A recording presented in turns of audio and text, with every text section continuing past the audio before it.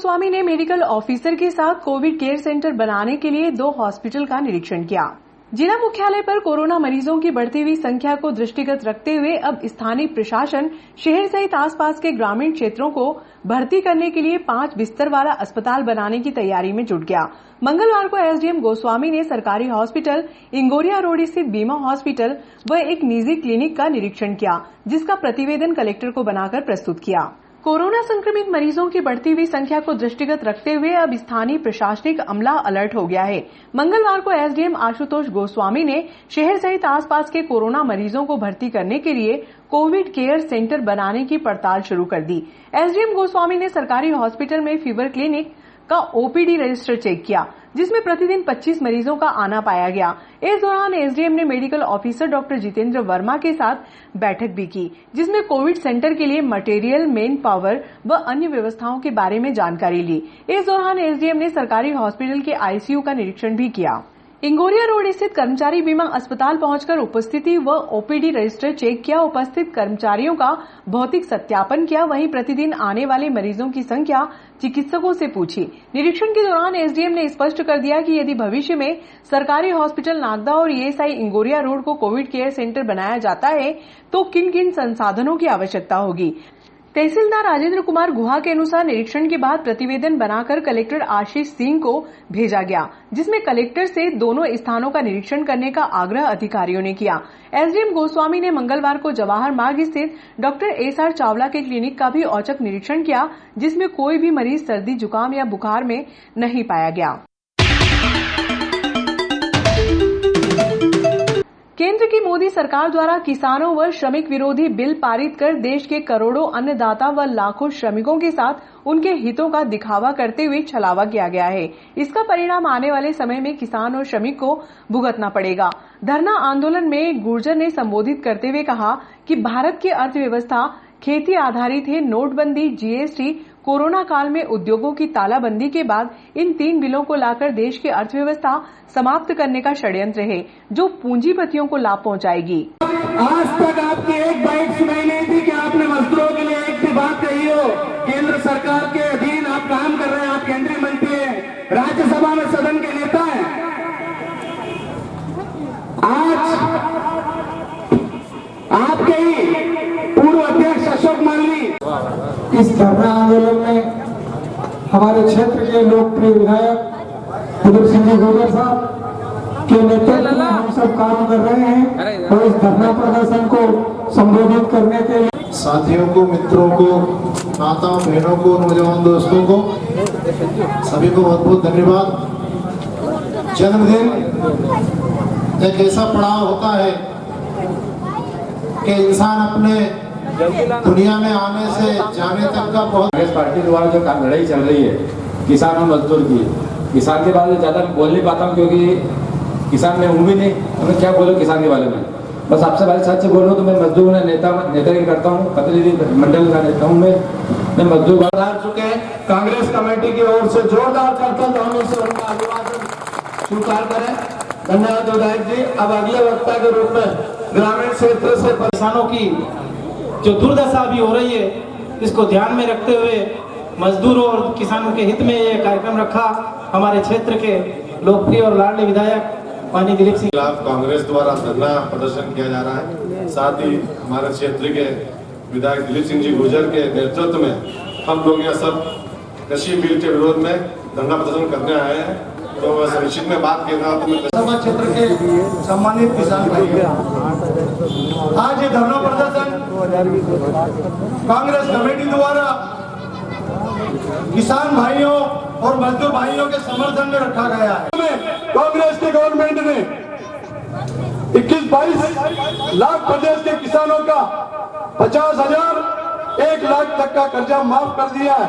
इसमें कई किसान भाई माता बहनों की रक्षा करे, ऐसे लोगों को साथ देना चाहिए। नागदा में महीने भर से गंदा पानी सप्लाई हो रहा है, ये क्षेत्रीय समस्या है, राज्य की समस्या। सम्मानित मंच, आप सभी उपस्थित समस्त मेरे युवा साथी, आप सभी वरिष्ठजनों को मैं प्रणाम करता हूं।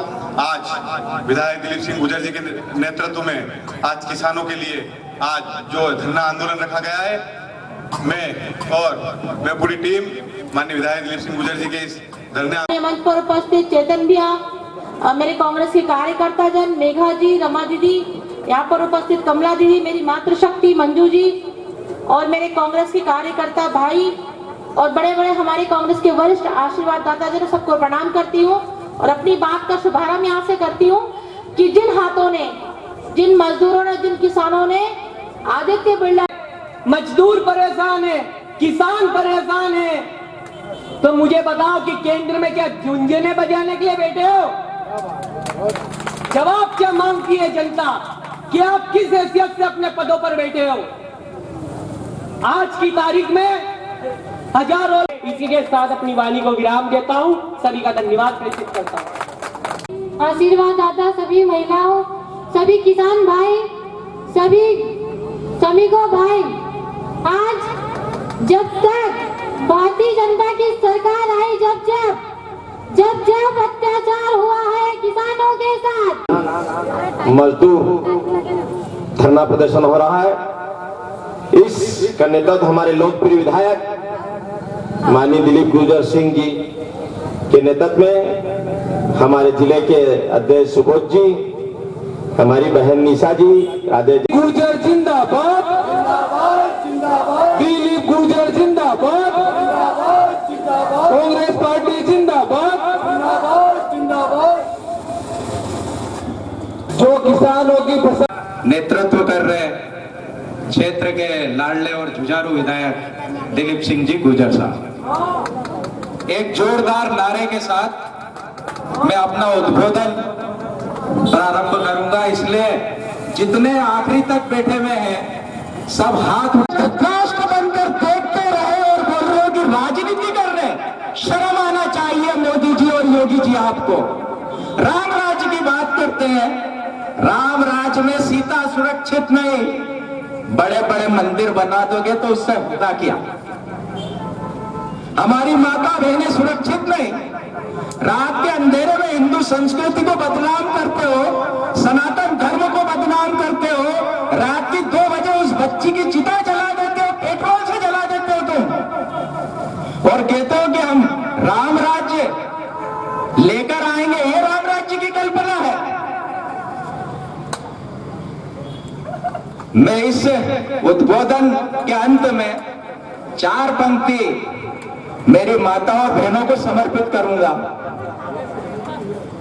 कि सुनो द्रौपदी, सुनो द्रौपदी शस्त्र उठा लो, सुनो द्रौपदी शस्त्र उठा लो, आप गोविंद का आएंगे।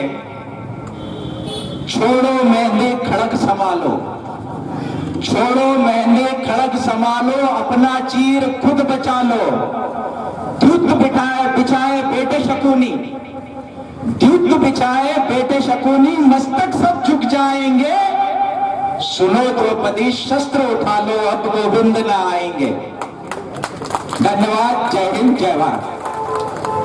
भारतीय जनता पार्टी की सरकार में जो जो कृत्य हो रहे हैं उनके सामने आप लोगों ने सुना है, उसको उनके सब बातों को समर्थन करते हुए कुछ चंद बातें आप लोगों से शेयर करना चाहता हूँ कि भारतीय जनता पार्टी के जब राज में आया है, किसानों का पे अत्याचार हुए, किसानों पर अन्य कई उनके भावों को कम मिला है। जब भारतीय जनता पार्टी की सरकार है, किसानों का हमेशा शोषण हुआ है और सबसे अधिक शोषण जब भारतीय जनता पार्टी की सरकार नरेंद्र मोदी जी बने तो उन्होंने सबसे पहले एक बिल लाए थे, जब भूमि अधिग्रहण बिल। वो भी उद्योगपतियों के लिए था कि जब भी हमारा उद्योगपति जो चाहेगा वो देखा किसान की यानी जमीन अच्छी है, उसको हम उद्योग लगाने के लिए ले लें, तो उन्होंने अधिग्रहण बिल लाया था। उस समय अधिग्रहण बिल का कांग्रेस पार्टी ने विरोध करके उस अधिग्रहण बिल को वापस करा था। उसके पहले कांग्रेस पार्टी ने एक बिल पास किया था किसानों के हित में, जब तक किसान अपनी जमीन को देने के लिए राजी नहीं होगा तो कोई भी सरकार उसको बिल का अधिग्रहण नहीं कर सकती। मतलब उसके विपरीत में बिल आया था कि जब जो उद्योगपति जो भूमि चाहेगा वो ले सकता है। तो ये शुरू से ही भारतीय जनता पार्टी की रही। अभी कृषि विरोधी बिल लाए, कहते हैं कि किसान उन्नति करेगा, जो चाहे किसान अपने फसलों को बेच सकेगा, ये कहते थे। आजकल तो हमारे किसान को लाभदायक किसान, खासकर किसान कहीं नीमच जा रहा है, कहीं मंदसौर जा रहा है, कहीं अन्य जिले में जा उसको भाव अच्छा मिलता है, वहाँ जाके बेचता है। एक तरह ये कहते हैं कि हम ये सब हमारा सबका कांग्रेस पार्टी और जो किसान के हितों की संघर्ष करने वाले सभी लोगों का एक है कि न्यूनतम समर्थन मूल्य की उसमें कानूनी घोषणा क्यों नहीं कर रहे हैं आप? भैया आपके हित अच्छे हैं तो ये लागू करने में क्या परेशानी है आपको? कर दे भी है। ये हमारा गेहूँ इतने से कम नहीं बिकेगा, यदि कोई बिकेगा तो इसका हम इतने जुर्माना करेंगे, इससे कोई खरीद नहीं सकता, उसको जेल करेंगे। इसे प्रावधान करने में क्या परेशानी भारतीय जनता पार्टी को? किसान भी तो हमारा यही चाह रहा है कि आप कर दें। और आप लोग देखें, इसका अभी प्रत्यक्ष उदाहरण अभी देखने को मिल रहा है बिल का। कांग्रेस ने कन्याशाला चौराहे पर धरना प्रदर्शन कर ज्ञापन सौंपा। किसानों के हितों को संरक्षित करने वाले प्रावधानों को हटाकर वह पूंजीपतियों उद्योगपतियों के इशारों पर श्रमिक विरोधी कानून को तत्काल वापस लेने बाबत ज्ञापन प्रेषित महोदय, उपरोक्त विषय अंतर्गत अनुरोध है कि केंद्र की मोदी सरकार द्वारा किसान विरोधी कृषि भाजपा सांसदों के समर्थन से पारित किया गया पारित कृषि बिल में किसानों के हितों को संरक्षित करने वाले प्रावधानों का उल्लेख नहीं होने से देश भर के किसानों में केंद्र सरकार के कांग्रेस कमेटी नागदा द्वारा अपनी भावनाओं को व्यक्त करते हुए ज्ञापन महामहिम राष्ट्रपति महोदय के नाम दिया गया है, जो श्रीमान अनुभागीय अधिकारी महोदय के माध्यम से मुझे जो विधिवत जहां राष्ट्रपति महोदय तक पहुंचवाना है, और ये मैं चूंकि उनका प्रतिनिधि बनकर यहाँ आया हूँ तो ये ज्ञापन उनको पहुँचवा दूँगा। धन्यवाद। मैं प्रशासन का व्यक्ति होने के नाते सभी से निवेदन करूँगा कि हम लोग सोशल डिस्टेंस करते हैं, ना पालन नहीं कर पाते तो कम से कम सभी लोग मास्क जरूर लगाएं। धन्यवाद।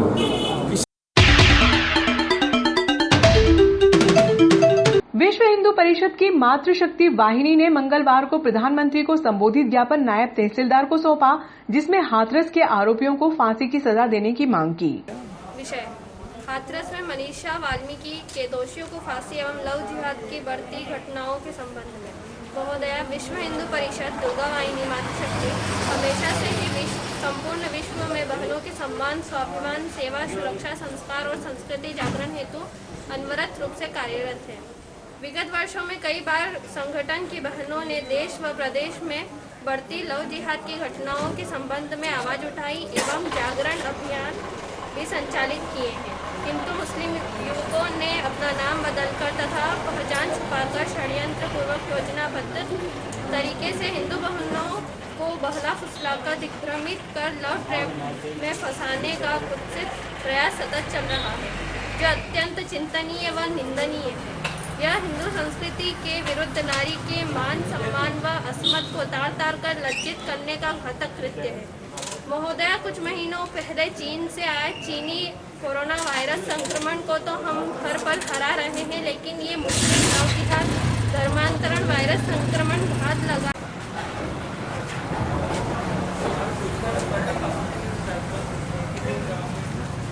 इस तरह की घटना ये हिंदुत्व और राष्ट्रवाद के खिलाफ षड्यंत्र के हिस्से हैं और इन पे स्थानीय सरकारों को मजबूती से रोक लगाना चाहिए और ऐसे षड्यंत्रों का पर्दाफाश करना चाहिए।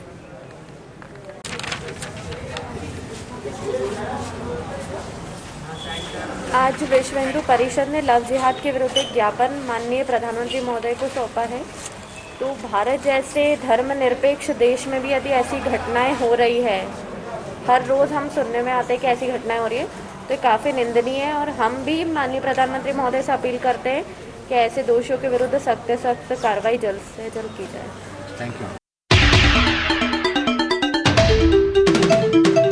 निजी स्कूल संचालकों ने मंगलवार को एसडीएम को सरकारी हॉस्पिटल में ज्ञापन सौंपा, जिसमें 5 सूत्रीय मांगों के निराकरण की मांग करते हुए नो फीस तो नो स्कूल की घोषणा कर दी। महामारी के कारण विगत 6 माह से विद्यालय बंद है। शासन की स्पष्ट नीति न होने के कारण सभी शिक्षण संस्थाओं तथा शिक्षण संस्थाओं में कार्यरत शिक्षक व कर्मचारियों की आर्थिक स्थिति बहुत ही दयनीय हो चुकी है, जिसे शब्दों में व्यक्त नहीं किया जा सकता है। शासन व प्रशासन ने समाज के लगभग प्रत्येक वर्ग को किसी न किसी रूप में सहायता दी है, किंतु राष्ट्र निर्माण के इस प्रमुख कार्य में संलग्न संस्थाओं एवं उनमें कार्यरत शिक्षक व कर्मचारियों की घोर उपेक्षा और अनदेखी की गई है। जबलपुर उच्च न्यायालय के निर्देश के प्रकाश में तथा मध्य प्रदेश शासन स्कूल शिक्षा उप सचिव के पत्र क्रमांक F54 2020 भोपाल दिनांक शहर के निजी स्कूल संचालकों का एक प्रतिनिधिमंडल मंगलवार को एसडीएम आशुतोष गोस्वामी को ज्ञापन सौंपने के लिए उनके कार्यालय पर पहुंचा, लेकिन एसडीएम गोस्वामी सरकारी हॉस्पिटल में किसी मीटिंग में व्यस्त थे। एसडीएम से दूरभाष पर चर्चा कर निजी स्कूल संचालकों का प्रतिनिधिमंडल एसडीएम गोस्वामी से मिलने के लिए और ज्ञापन सौंपने के लिए सरकारी हॉस्पिटल पहुंच गया। स्कूल संचालकों ने ज्ञापन में बताया कि कोरोना महामारी के कारण 6 माह से स्कूल बंद है। शासन द्वारा स्पष्ट नीति न होने के कारण शिक्षण संस्थाओं व उनके कार्यरत स्टाफ की आर्थिक स्थिति दयनीय हो चुकी है। शासन व प्रशासन द्वारा समाज के लगभग प्रत्येक वर्ग को किसी न किसी रूप में सहायता दी गई है, लेकिन राष्ट्र निर्माण कार्य में संलग्न संस्थाओं व उनके कार्यरत शिक्षक व कर्मचारियों की उपेक्षा की गई है। जबलपुर उच्च न्यायालय के निर्देश है कि लॉकडाउन अवधि में केवल मासिक शिक्षण शुल्क ही विद्यार्थियों से लिया जाएगा, जिसका स्कूल संचालक पालन कर रहे हैं, लेकिन कुछ अभिभावक अभी भी भ्रमित हैं। ज्ञापन में एसडीएम गोस्वामी ने अभिभावकों के संदेह से बाहर निकलने का आग्रह किया है। मारुति स्कूल के संचालक चेतन यादव ने एसडीएम को बताया कि अभिभावक संघ के साथ निजी स्कूल की बैठक आहूत की गई। संघ में जो व्यक्ति अभिभावक के रूप में शामिल हुए थे, उनमें से अधिकांश व्यक्तियों की जवाहर मार्ग और एनजी रोड पर प्रतिष्ठित दुकानें हैं। निजी स्कूल संचालकों ने एसडीएम को ज्ञापन सौंपकर कहा कि नो फीस तो नो स्कूल। किंतु इस वर्ष लॉकडाउन के अवधि में उक्त आदेश के साथ साथ अन्य प्रकार के शुल्क लेने के लिए भी शासन ने मना किया है, जिससे विद्यालयों की आर्थिक स्थिति बहुत ही खराब हो रही है। अतः शासन से निवेदन है कि विद्यालयों में अन्य प्रकार का किसी प्रकार का दबाव बनाने का कष्ट न करें। धन्यवाद। निवेदक शासकीय शाला संगठन नागदा की ओर से कुलदीप सिंह चौहान।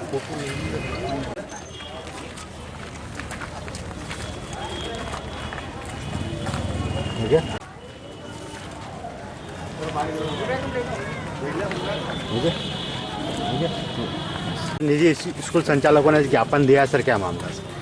शासकीय शाला संगठन की नागदा की ओर से हमें एक ज्ञापन आज प्राप्त हुआ है, जिसमें जितने भी प्राइवेट स्कूल्स ऑपरेट हो रहे हैं नागदा में स्पेशली, उनकी तरफ से कुछ मांगे रखी गई हैं। कोरोना महामारी से शालाएं भी प्रभावित हुई हैं और उनमें पढ़ने वाले बच्चे भी प्रभावित हुए हैं। कुछ समय पहले हमारी एक पहल थी प्रशासन की, हम दोनों अभिभावक और प्राइवेट स्कूल संचालक को सामने बिठा के जो भी इश्यूज़ हैं सॉर्ट आउट करने की कोशिश करें। उसी के बाद में फिर ये अभी ज्ञापन मिला है। इसमें जो स्कूल्स समस्याएं महसूस कर रहे हैं, झेल रहे हैं, उस संबंध में उनकी कुछ मांगें हमसे प्राप्त हुई हैं। Thank you sir. का सब जानकारी है। चूँकि हाईकोर्ट ने निर्धारित करा है कि इस साल हम 10% फीस की वृद्धि नहीं करेंगे, तो कहीं ना कहीं एक मोटा बल्क में अमाउंट हम सेक्रीफाइस करने के लिए तैयार हैं। शासन ने बोला प्रैक्टिकल नहीं कराने, प्रैक्टिकल कराएंगे पर फीस नहीं लेना, नहीं लेंगे। एग्जाम होंगे, टेस्ट होंगे, फीस नहीं लेना, नहीं लेंगे। अब ओनली 10 माह की ट्यूशन फीस लेना है, उसमें भी अगर अभिभावक हमसे ये कहते हैं कि इसमें भी कंसीडर कर दीजिए, तो फिर स्कूल चलाना है, टीचरों को पेमेंट देना है, बिजली का बिल भरना है। जो बड़े स्कूल हैं उनको अन्य जो लोन अगर किसी माध्यम से ले रखे हैं उनकी किस्त भरना, 10 महीने की फीस में और भी हम कंसीडर कर देंगे, तो फिर इस साल विद्यालय संचालन करना हमारे लिए संभव नहीं हो पाएगा। यहाँ पर लगभग नगर के सभी प्रमुख स्कूल आए हैं। अगर अभिभावक हमारे ऊपर अनावश्यक रूप से प्रभाव डालता है या दबाव बनाता है, तो ये विद्यालयों ने निश्चित करा है कि हम या तो हम उनको टीसी दे देंगे। फिर आप हमसे ये मत बोलिएगा कि साहब टीसी, क्योंकि जब पेरेंट्स हमारे यहाँ पढ़ाने नहीं चाहता है, हमको मिनिमम शुल्क भी नहीं देना चाहता है, तो फिर हम उसको पढ़ाएं कैसे? तो आपके पास अगर अब अभिभावक गण आते हैं तो आप उनको कंसिडर करिए साहब, कि पूरा तरीके से कन्विंस करिए कि साहब जरा सा पैसा ले रहे हैं, खाली ट्यूशन फीस, अगर वो भी आप पे नहीं कर पाएंगे तो फिर हम संचालन का कार्य कैसे करेंगे? हम 10% फीस वृद्धि नहीं कर रहे हैं, हम कोई एडमिशन फीस नहीं ले रहे हैं, हम कोई एग्जाम फीस नहीं ले रहे हैं, हम कोई एक्टिविटी फीस नहीं ले रहे हैं, हम कोई प्रैक्टिकल नहीं। अब सिर्फ मंथली फीस है, उसको भी अगर पे नहीं कर पाएंगे तो फिर हमारे लिए विद्यालय संचालन करने का कार्य बंद कर दिया जाएगा। ऐसा हमारा सभी का एक मत होकर निर्णय है। बिल्कुल कर ही नहीं पाएंगे ना, कैसे कर पाएंगे? अगर आपके पास आए तो आप हो गया सर, उच्चतम कोई उसमें फीस नहीं है, तो हम लोग पढ़ाने के लिए तैयार हैं। हम कंसीडर कर 10 रहे हैं। साल 12 साल से पालक पढ़ा रहा, उसमें कभी ऐसी स्थिति नहीं आई, लेकिन अगर आज आ गई तो हमारे सारे स्कूल वाले तैयार हैं। अनावश्यक जो दे सकता है वो नहीं दे रहा है, और जो दे नहीं सकता है उसको हम ले तो कैसे संभव है? तो एक का हक दूसरा हक में जा रहा है।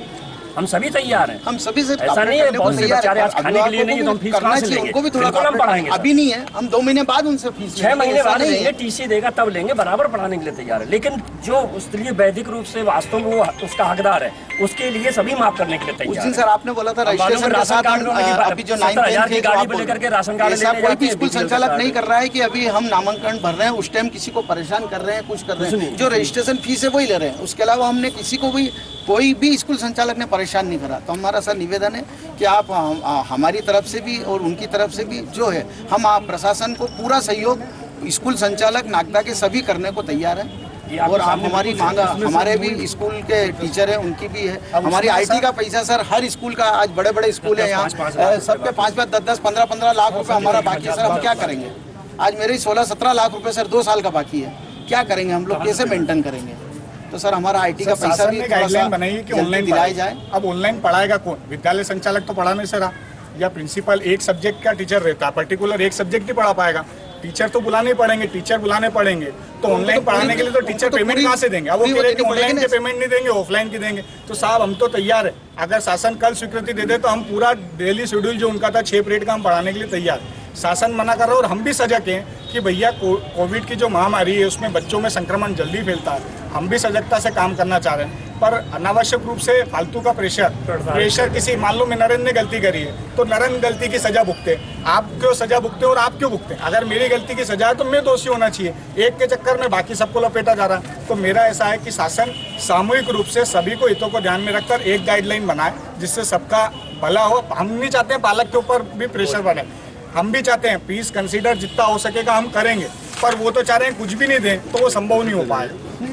ये अब आपसे, और 10 महीने की जो फीस है हाईकोर्ट ने निर्देश किया हम 10 महीने की फीस लेंगे, ये हम आपसे अभी से ही निवेदन करना चाह रहे हैं। 10 महीने मतलब 10 महीने। ठीक।